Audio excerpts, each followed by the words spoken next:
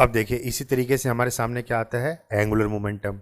तो देखिए अब तक हमने जो पहले पढ़े थे, वेलोसिटी पढ़ी थी, तो अब हम एंगुलर वेलोसिटी पढ़ रहे हैं।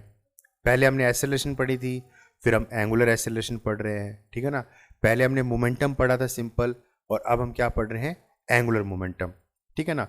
तो जब हम सिंपल फैक्टर्स की बात करते हैं तो वो सारे क्या थे, लीनियर, लीनियर मतलब स्ट्रेट लाइन के लिए थे वो, ठीक है ना। जब हम वेलोसिटी बोलते हैं, एक्सेलरेशन बोलते हैं, मोमेंटम बोलते हैं, तो वो सब क्या है, लीनियर है। तो आप उनके साथ आप लीनियर वर्ड भी यूज कर सकते हो, linear velocity, linear acceleration, linear momentum, ठीक है ना। लेकिन यही सारी चीजें जब ऑब्जेक्ट को रोटेट करती हैं किसी भी फिक्स्ड एक्सिस के चारों तरफ, तो इनका नाम बदल जाता है। इनका नाम कैसे बदलेगा, वेलोसिटी क्या हो जाएगी, एंगुलर वेलोसिटी। लीनियर एक्सेलरेशन क्या हो जाएगा, एंगुलर एक्सेलरेशन। लीनियर मोमेंटम क्या हो जाएगा, एंगुलर मोमेंटम।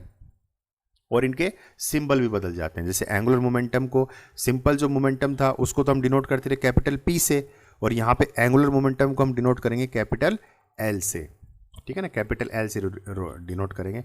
तो ये क्या है, rotational analog of linear momentum, मतलब लीनियर मोमेंटम ही है, लेकिन यहां पे ये जो मोमेंटम है क्या चीज कर रहा है, रोटेशनल मोशन प्रोवाइड कर रहा है। तो इसलिए इसका नाम क्या दे दिया, एंगुलर मोमेंटम दे दिया।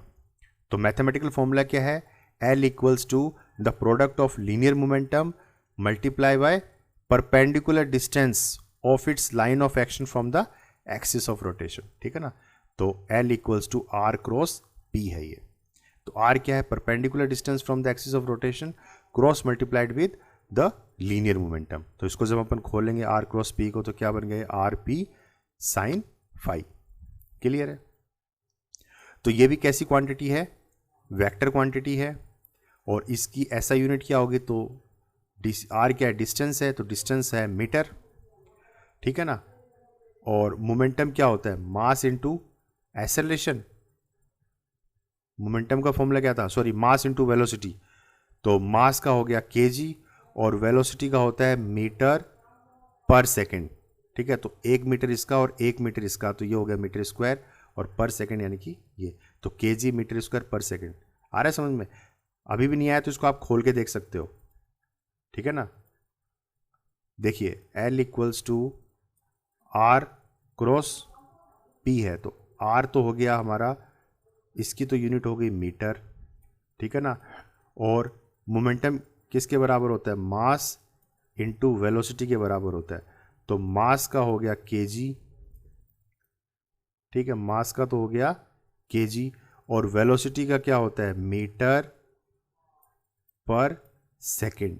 ये इसकी ऐसा यूनिट होती है, मीटर पर सेकंड। तो देखिए मीटर मीटर, तो मीटर स्क्वायर, तो केजी मीटर स्क्वायर पर सेकंड, ठीक है ना। तो ये इसकी ऐसा यूनिट आ गई। क्लियर है। नेक्स्ट टॉपिक देखिए, relation between torque and angular momentum. तो टॉर्क टाओ और एंगुलर मोमेंटम कैपिटल एल, इनके बीच में क्या रिलेशन है, तो वो उसका हम मैथमेटिकल एक्सप्रेशन निकालेंगे। तो देखिए अब तक हमारे पास जो फॉर्मूला है linear moment, sorry, angular momentum का क्या फॉर्मूला था, आर क्रॉस पी, ठीक है ना। तो अब इसको डिफ्रेंशिएट कर देते हैं दोनों तरफ विद रिस्पेक्ट टू टाइम। तो on differentiating it with respect to time, तो ये क्या हो जाएगा, D L upon D T, और इसको डिफ्रेंशिएट करेंगे विद रिस्पेक्ट टू टाइम पूरे को। तो अब देखिए ब्रैकेट जब हम ओपन करेंगे, तो देखिए मैंने इसके फॉर्मूले आपको लिखवा रखे ऑलरेडी, ठीक है ना। डिफ्रेंशिएशन के, इंटीग्रेशन के फॉर्मूले जो अपने काम के हैं वो मैंने ऑलरेडी लिखवा दिए हैं, ताकि जो बायो के बच्चे हैं उनको दिक्कत ना हो, ठीक है ना। तो आप वो नोट करोगे, ठीक है ना, वो शुरू में मैंने वीडियो बना रखी है। तो अब देखिए जब इसको ओपन करेंगे तो क्या बनेगा, d r upon D T, और cross multiply by p, plus फिर आर को शुरू में लिख दोगे, और cross multiply by d P upon D t. तो इस तरीके से ओपन करते हैं, ठीक है ना, तरीका होता है इसका ओपन करने का। कौन सा रूल लगा है यहाँ पे, applying product rule. Product rule होता है ये फॉर डिफ्रेंशिएशन, ठीक है ना। अब देखिए D r upon D t क्या है, आर क्या है यहाँ पे, डिस्टेंस है, तो rate of change of displacement हो गया ना। तो rate of change of displacement क्या होता है, वेलोसिटी होती है। तो D r upon D t क्या हो गया, वेलोसिटी, और इंटू पी, तो पी क्या है, ये तो सिंपल मोमेंटम है, तो इसका क्या है, मास इंटू वेलोसिटी, ठीक है ना। तो ये आप वैल्यू पुट करोगे, तो अब ये वैल्यू पुट कर दीजिए, D r upon D T की जगह वी लिख दिया, क्रॉस मोमेंटम की जगह लिख दिया M V, plus are cross D P upon D T. अब देखिए v क्रॉस एम वी, तो v क्रॉस v जब सेम चीज़ के साथ हम क्रॉस मल्टीप्लाई करते हैं, जैसे a क्रॉस a, तो क्या होगा a इंटू साइन 0 डिग्री, तो साइन 0 वहाँ 0 हो जाएगा।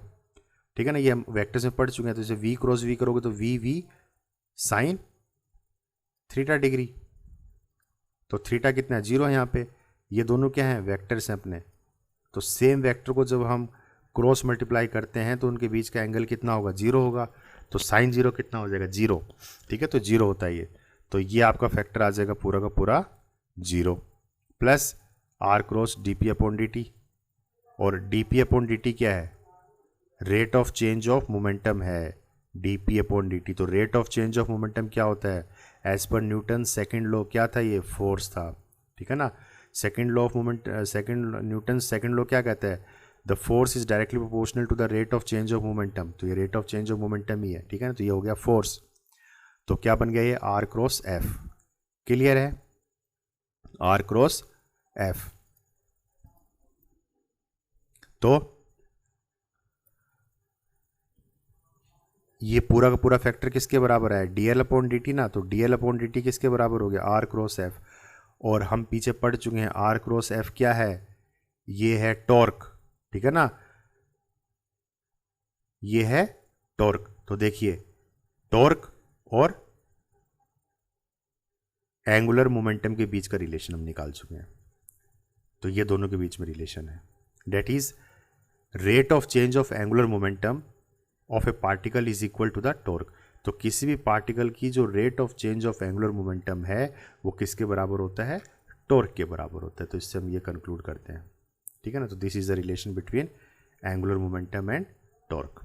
क्लियर है।